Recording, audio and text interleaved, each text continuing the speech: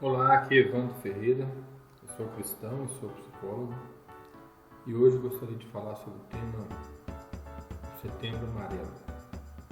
Esse mês de setembro foi escolhido pela Organização Mundial de Saúde como sendo o mês para falar sobre prevenção ao suicídio.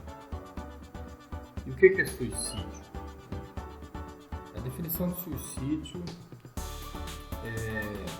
pode ser entendida como um ato deliberado executado pelo próprio indivíduo, cuja a intenção seja a morte de forma consciente e intencional, mesmo que ambivalente, usando um meio que ele acredita ser letal.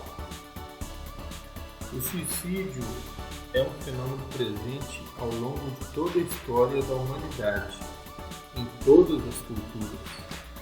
É um comportamento com determinantes multifatoriais e resultado de uma complexa interação de fatores psicológicos e biológicos, inclusive genéticos, culturais e socioambientais. Dessa forma, deve ser considerado como um desfecho de uma série de fatores que se acumulam na história do indivíduo, não podendo ser considerado de forma causal e simplista apenas a determinados acontecimentos pontuais na vida do sujeito. É a consequência final de um processo.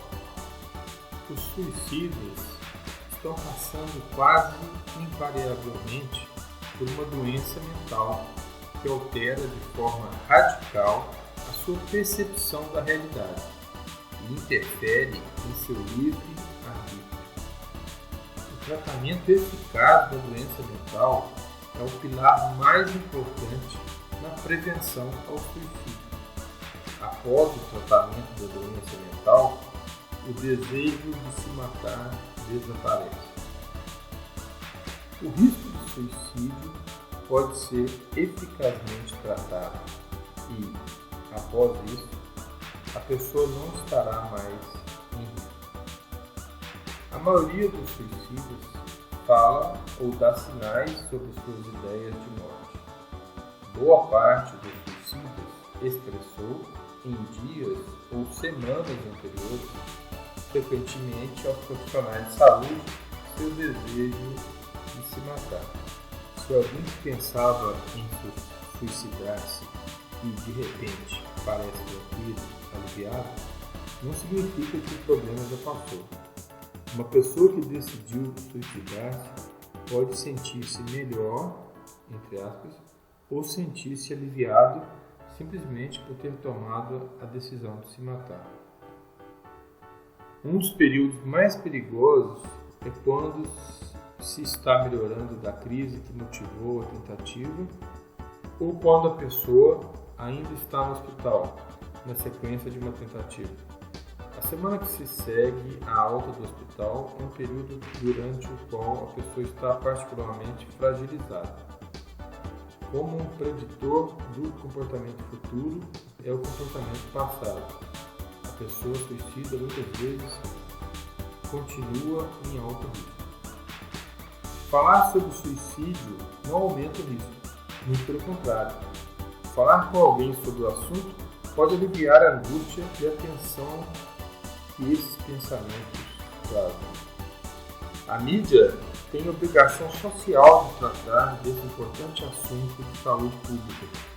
Abordar esse tema de forma adequada. Isso não aumenta o risco de uma pessoa se matar, ao contrário. É fundamental dar informações à população sobre o problema, onde buscar ajuda e etc.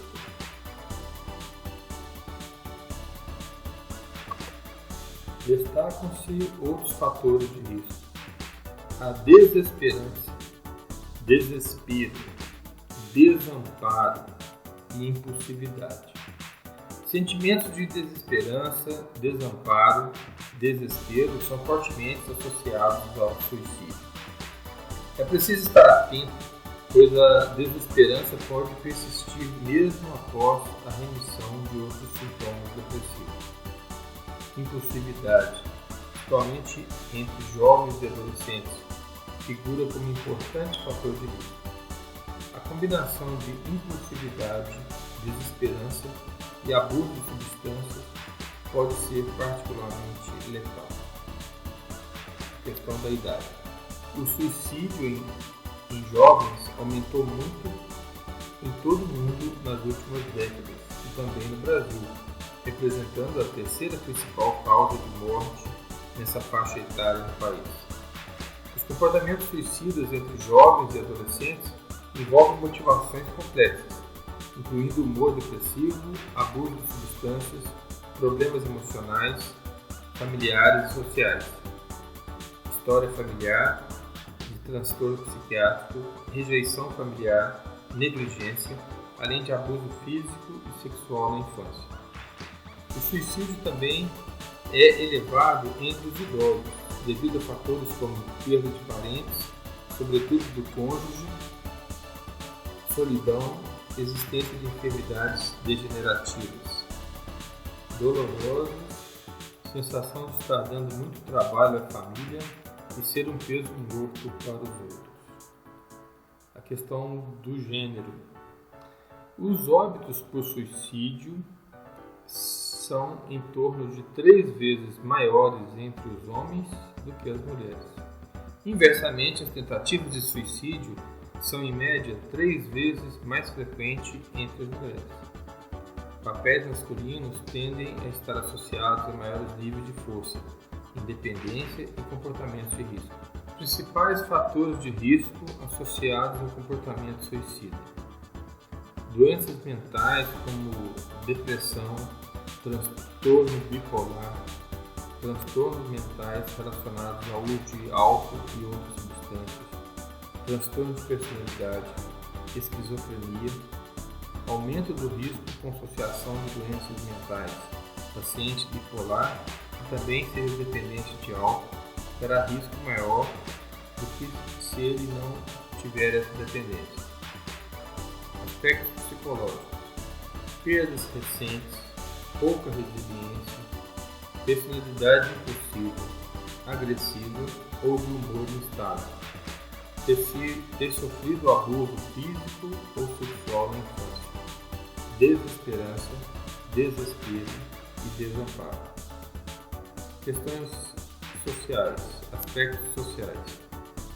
Geralmente, grande número no gênero masculino, na idade de entre 15 e 30 anos e acima de 65 anos, sem filhos, moradores de áreas urbanas, desempregados ou aposentados, isolamento social, solteiros, separados ou viúvos, populações especiais, indígenas, adolescentes e moradores de rua, condições de saúde limitantes, doenças orgânicas incapacitantes, dor crônica, doenças neurológicas como epilepsia e câncer, trauma medular, tumores malignos e AIDS.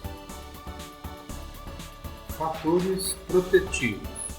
Existem alguns fatores relacionados à vida de uma pessoa que podem atuar como proteção para o suicídio.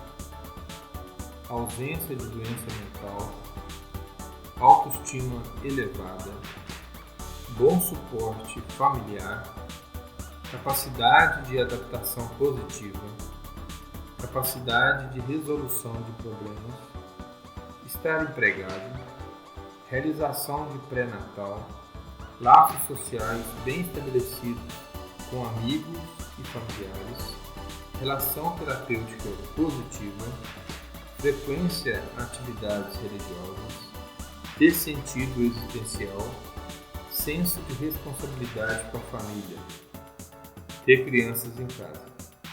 Toda pessoa tem alguns fatores protetivos e alguns fatores de risco para suicídio. Sendo assim, na prevenção ao suicídio, várias medidas podem ser tomadas para aumentar os fatores de proteção e diminuir os de risco. Aumentar o contato com familiares e amigos. Buscar e seguir tratamento adequado para a doença mental. Envolvimento em atividades religiosas ou espirituais. Iniciar atividades prazerosas ou que tenham significado para a pessoa, como um trabalho voluntário ou hobbies. Reduzir ou evitar o uso de álcool e outras drogas. É comum em situações de crise, especialmente se a pessoa tem uma doença mental, surjam pensamentos de morte e mesmo de suicídio. No entanto, infelizmente, a imensa maioria das pessoas que pensam em suicídio encontram melhores modos de lidar com os problemas e superá-los. Para isso é essencial identificar os problemas e buscar os diversos modos saudáveis e construtivos